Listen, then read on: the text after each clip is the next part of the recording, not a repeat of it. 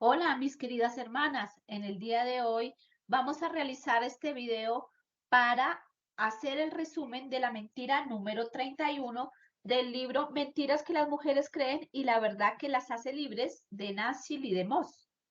La mentira 31 tiene como título No somos responsables de lo que hagan nuestros hijos. Recordemos que ya vamos en el capítulo número 7 de nuestro libro. En este capítulo se habla acerca de las mentiras que nosotras hemos creído acerca de los hijos. Sin más preámbulo, entremos en materia.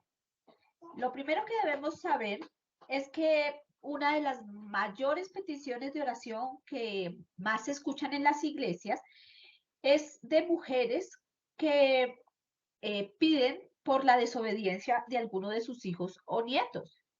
Podría leer algunos testimonios aquí escritos en el libro acerca de peticiones de oración de mujeres que están rogando por hijos o nietos desobedientes. Aquí dice, mi hija de 16 años se fue de la casa hace 9 meses para irse a vivir con su novio. Mi sufrimiento es tan hondo. Dice aquí, oren para que Dios quebrante el corazón de mi hijo de 18 años y lo libere de la adicción que tiene desde su infancia a la pornografía. Y un último ejemplo de estas peticiones es, me siento decepcionada por mis hijos adolescentes que son indiferentes a las cosas del Señor y por mi propia incapacidad para criar hijos piadosos. Bueno, pues nos damos cuenta que Satanás emplea dos mentiras opuestas para engañar a los padres en este sentido. La primera es que son incapaces para controlar e influir sobre lo que sus hijos hacen. Y esto hace creer a los padres que no son responsables y que se trata de algo inevitable. Creer esa mentira lleva a los padres a zafarse de cualquier responsabilidad y sentir que son víctimas indefensas. La segunda mentira consiste en creer que ellos son los únicos responsables de lo que sucedió con los hijos y que es su culpa. Olvidan que sin importar cuán defectuosa haya sido la crianza de una persona, cada individuo tiene la responsabilidad de asumir sus propias decisiones. Ante la rebeldía de los hijos, los padres, por un lado, se sienten abrumados por la culpa y por otro, evaden su responsabilidad. Estas mentiras, tanto la una como la otra, distorsionan la verdad y pueden arrastrar a los padres a la desesperanza y a la decepción. Veamos algunos ejemplos bíblicos. La escritura contiene relatos de hombres piadosos que tuvieron hijos impíos y viceversa. No explican con claridad la razón por la cual esto haya sucedido. Sin embargo, hay algunas pistas que guían a los padres cuyo deseo es formar a sus hijos para seguir a Cristo. La historia de Lot, el sobrino de Abraham, revela la influencia del ejemplo y los valores de un padre. Lot prefirió una vida de comodidades, opulencia y renombre. Sus valores mundanos lo llevaron a mudarse con su familia a una ciudad en la que abundaba la arrogancia, la inmoralidad y la perversión. ¿Acaso resultaría sorprendente que sus hijas se casaran con hombres impíos y rechazaran sus ruegos para escapar al juicio inminente sobre la ciudad?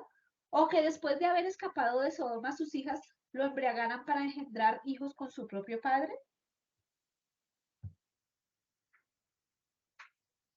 En el Nuevo Testamento nos dice que Lot era un hombre justo.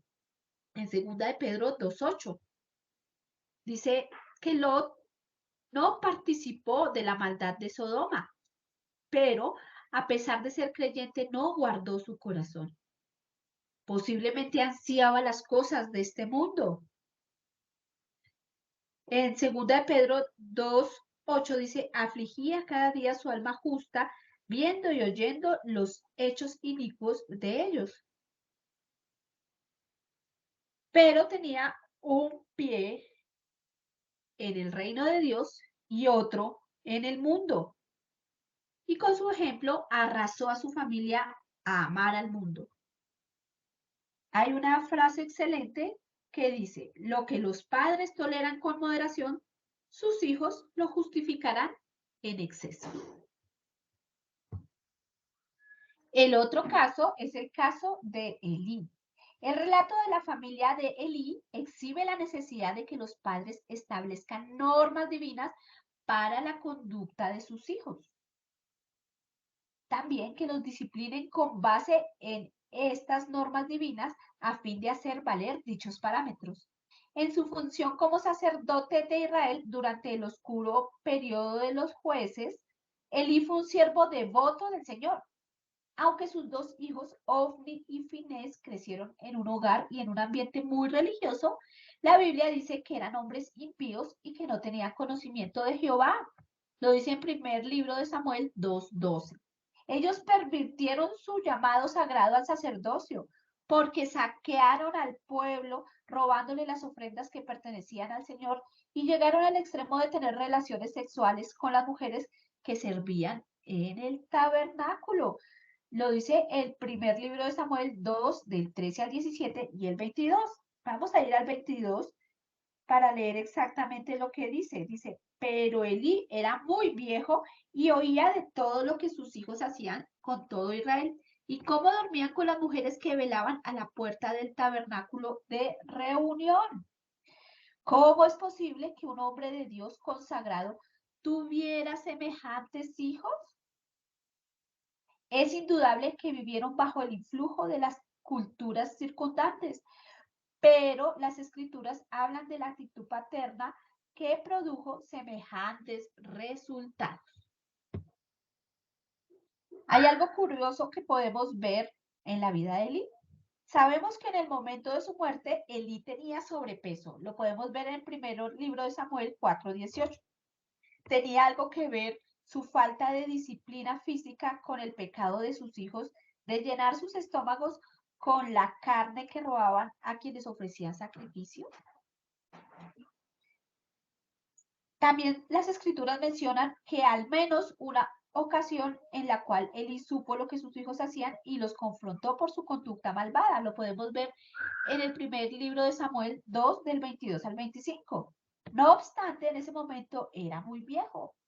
No sabemos por qué motivos, pero tanto para hacerlo, o si había corregido su conducta con anterioridad.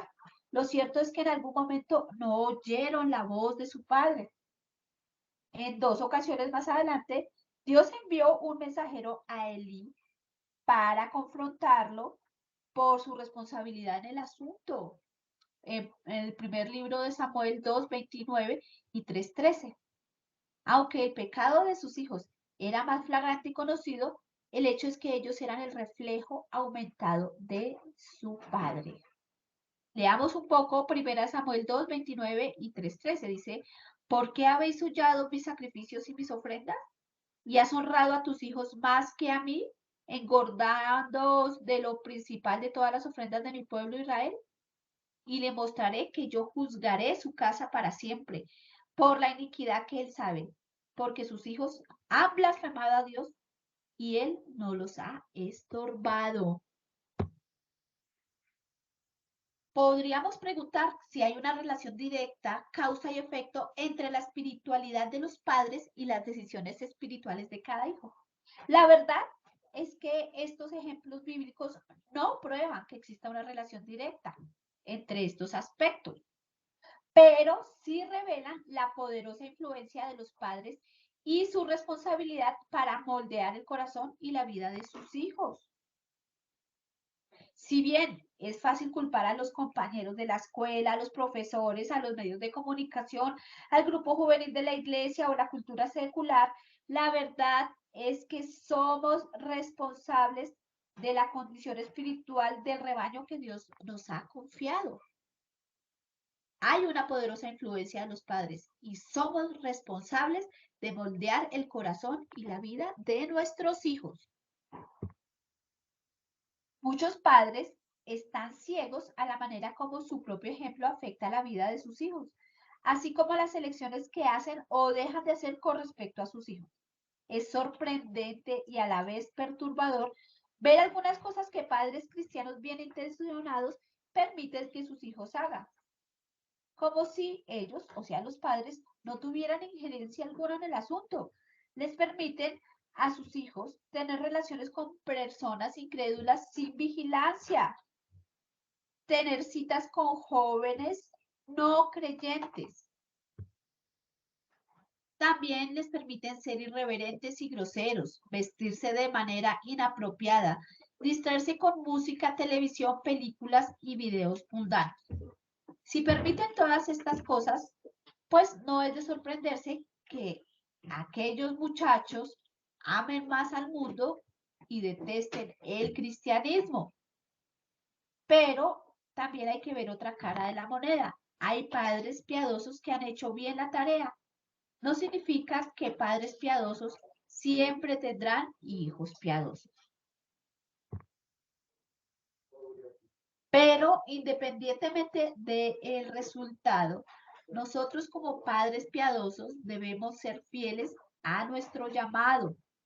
Debemos acercar a nuestros hijos día tras día al camino de salvación, exponiéndolos a la palabra de Dios y restringiendo todas aquellas cosas pecaminosas que se estén levantando en contra del conocimiento de Dios en sus vidas.